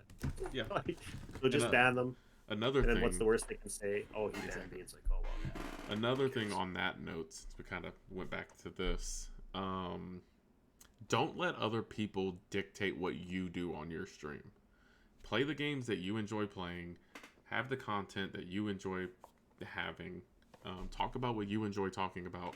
Don't let other streamers being more popular, oh, this game's got a lot of viewers, let me go play this, even though you're not enjoying it. Because if you're not having fun, then no one's going to have fun watching you. So do what you want. Make it your own. Make it unique. And don't be too hard on yourself, I think. It's us, man. This whole content creation is such a mind F. It is. It is mentally exhausting being a content creator. Well, and it's tough because like we're all sort of chasing that top 1%. Like ideally, in a perfect world, like we all want that, whether we want to like admit it to ourselves or not all the time. Like I'll never admit it to myself. We all want this to like. Sorry, we would all if everybody. Let me get this. If anybody came up to us and was like, "Hey, snap of the finger, you're going to be, making what you make your full-time job, but all you have to do is stream." Play video games, yeah. We're all going to say, yes, absolutely, we'll do that. Yeah, no one's saying and then, that. like, let alone, like, become, like, get a lot of money or whatever. But, yeah, it's hard. I will say this. It is hard to, like, not look at other people, even people who are, like, maybe one step above you, and like get a little jealous sometimes or envious, and like these people can be your buddies, and like you gotta just all understand. I feel like that was like almost a little bit of a problem sometimes with the MLB community, is everybody kind of sees where like certain guys are at now, like even like let's say like the top guys like Kevin God and Fuzzy and Cougs and Jelfie and all these guys, right? Who I would consider, like the top. But they're like, I don't think a lot of people realize how long they've been doing this. Like these guys have been doing it since like MLB 15 or 16. Like, yeah, they were streaming before streaming was popular. Right, which is like, everybody thinks, oh, like I just started watching this, so these guys can't have been doing it that long. Like just No, sort of, and don't get me wrong, there's always going to be people that just sort of skyrocket and yeah, like get really popular, but usually it's from being backed from like lots of these other guys. Um, so like one good thing to remember is there like any progress you make, like there's always like you're maybe always shooting to be something else or be higher up, but there's always going to be people that are like would kill to be in the spot that you're at. Like, yeah, like I can remember having no viewers, one viewer, maybe like 50 followers on Twitch, and then being like, oh man, yep, like how can I get to 100 followers?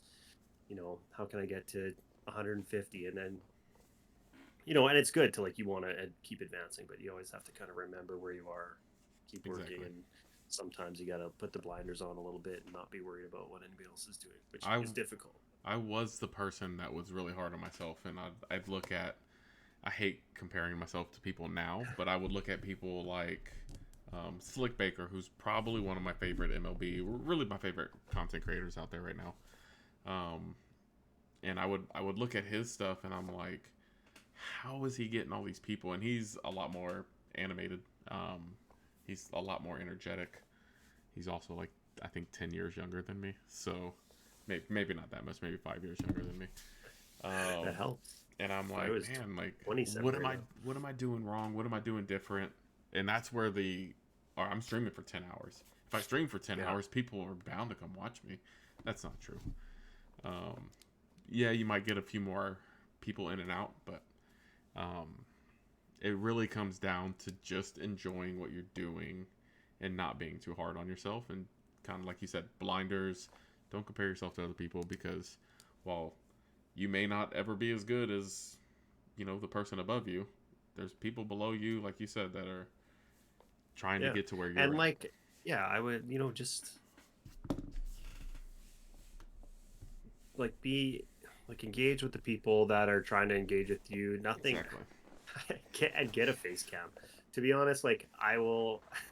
This might. I don't know if this is like streamer shallowness. I will never raid somebody that doesn't have a face cam. I was gonna say it if you didn't say it. If you don't have a webcam, even if it's like on the console. Yeah, I get it. Like, you can. I mean, I can understand maybe why somebody wouldn't or can't afford it, but like you just, especially with the way things are going, like you need to be so engaged. And if you have a webcam and you're streaming, you got to act like this is one thing that was, again, really, really difficult for me to do when I first started, but you got to act like there are people in your chat when there is nobody in your chat. Yeah. You have to constantly be talking because the other day I was even like, let's just check out. I went into MLB, the show directory on Twitch. And I'm like, I just want to go check out random guys with like one viewer and just see what they're about. And like, just sitting 75% in silence. Of them are just sitting there. I was like, click, you're on to the next one. So have you ever like tried to engage with people like are sitting at one and then they just don't even realize you're there? Like I've had someone who I raided and he didn't notice I raided him for like 15 minutes. Yeah, that's happened like once or twice to me. Yeah, nothing like nothing. It's very frustrating to like feel like you wasted a raid because I just like remember how big it was when I got my first like. I mean, every time I get a raid, I appreciate it. It's amazing. But like the first one, like the first couple are just like, what? It was like mind-boggling that somebody would choose to raid me, and then it's just like. I remember the feeling when I got raided by Truman Nation, and when I was like, oh shit, that's my raid sound. Like, oh okay, cool, I got a raid, and I looked and I saw how many viewers it was and who it was, and I watched this dude all the time, and I'm like, I didn't know what to fucking say. I was like, I'm fucking, and I probably got like 20 followers just right there, and I set my controller down, and I think I said, fuck this game, and I was playing MLB, like in the middle of a game, I paused it and said, fuck this game. And everybody's like, oh my god, like play the game. And I'm like, no, fuck this game. Like, I'm here for y'all. Like, this is cool. Yeah. So, something like that. Yeah, I got a couple like bigger ones. I think Scuffy was my biggest one. I can't remember how many people it was. But yeah, it's crazy. Like, but even the first one was this dude. His name was Bugatti, is what his name was. And it was like maybe like 12 people, 12 or 15. And I was like, this is crazy. Like, I think I all of a sudden remember the seeing chat. that dude in your chat at some point. Yeah, he used to chill out. I don't think he really does any of this stuff anymore. He like popped in on, I think, on like a launch night I was streaming and he popped in. But I will never forget that. Or do you remember Ty Beans?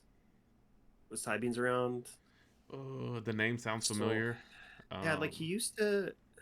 This dude would literally, like, the day I hit affiliate, I did my like affiliate stream, and I didn't have anything special planned. It was just like the title of my stream was like I hit affiliate, like, because I was just happy, like. Yeah. But I'm like, I didn't have like any sort of crazy events planned or things or whatever. And the dude just came in and subbed like right away, and I was like, whoa! And then he gifted me 5 subs, and I was like, what? I'm like, the Okay. day I hit it, like, and then I saw him do this probably like all the time, not all the time, but often, like this dude would just be going around, and I saw him on like everybody's gifted sub leaderboards, and I'm like, man, this guy just like goes around and supports everybody. That's cool.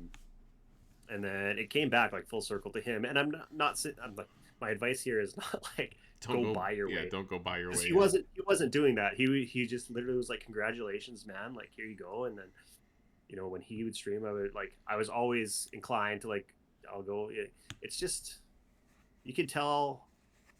I'm I will say, like, I think I'm a pretty good judge of people, even like through a computer.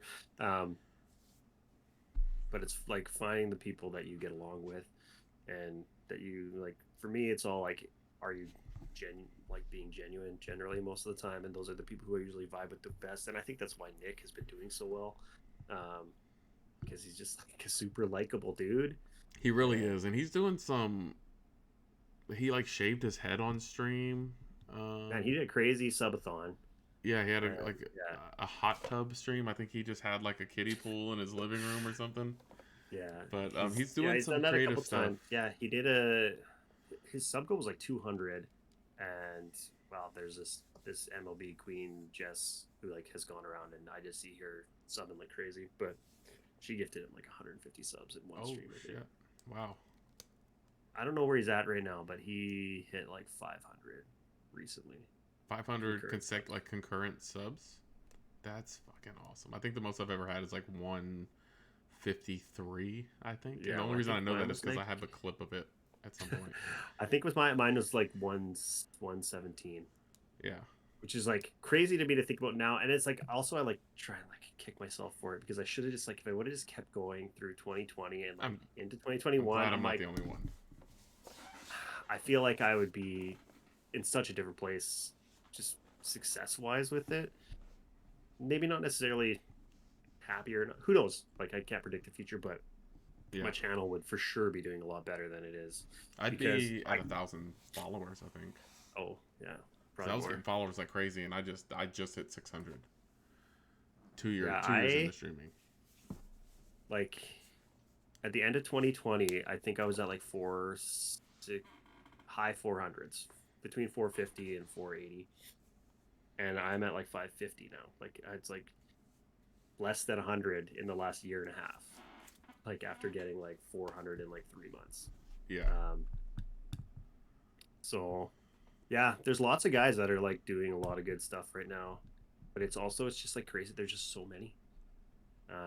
So it's gonna be interesting to see sort of like in a couple of years where the community is, and sort of who's in what positions and stuff. I'm excited to see kind of what the future has for not just the game MLB, but the community.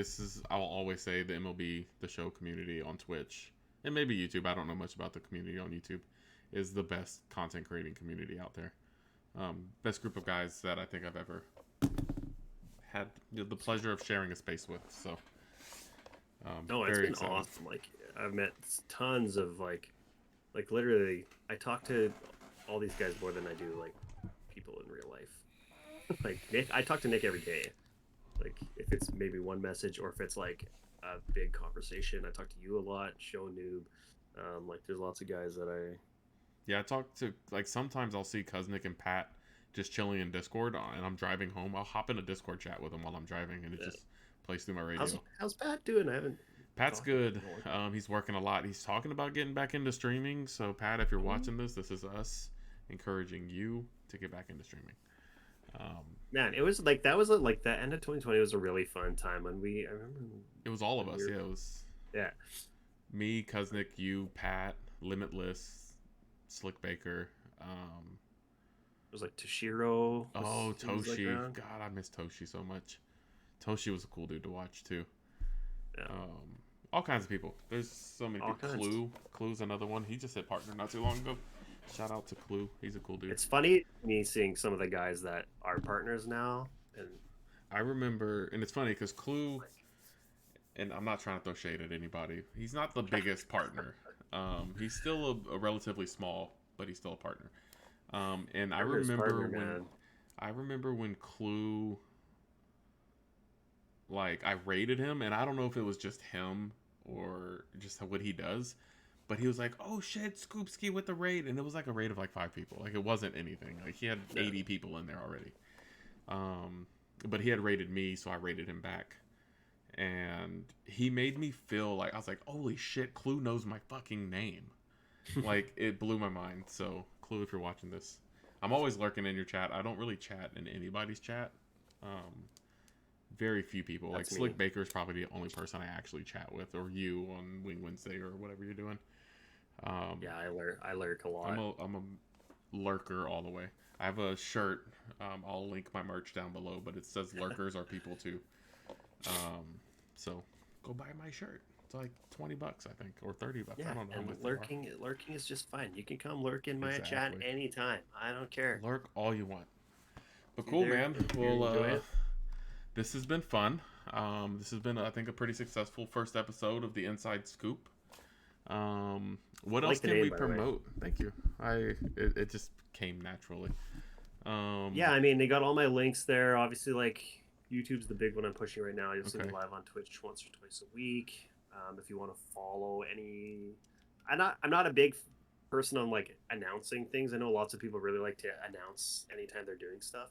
Um, it seems like my Twitter feed gets flooded with these Yeah. pointless announcements from people Streamlabs sometimes. announces when I go live every time for me on Twitter. Yeah. So No, I mean like when you go live and stuff is that's pretty normal, but like going live in I don't know. 15. Yeah. Yeah. But Twitter is basically where you can. I spend a lot of time on there, so you can find all the stuff I like to do, what I'm going to be doing, and then yeah, the biggest thing right now, and I'm not sure exactly when it's going to be happening, is going to be the podcast with Nick, which is the On Deck Circle with Nick and Tango, Yes. which we should be getting going. I'm hoping by like, oh man, February's like our next week. Early February is I think we want to get it going kind of as soon as we can. They can expect some MLB, the show talk, as well as some IRL and real life baseball. Yeah, it's Talk. going to be, I think, centrally focused on MLB the show. That always bleeds into real baseball, maybe some baseball card stuff, and then hopefully, have a guest on here and there.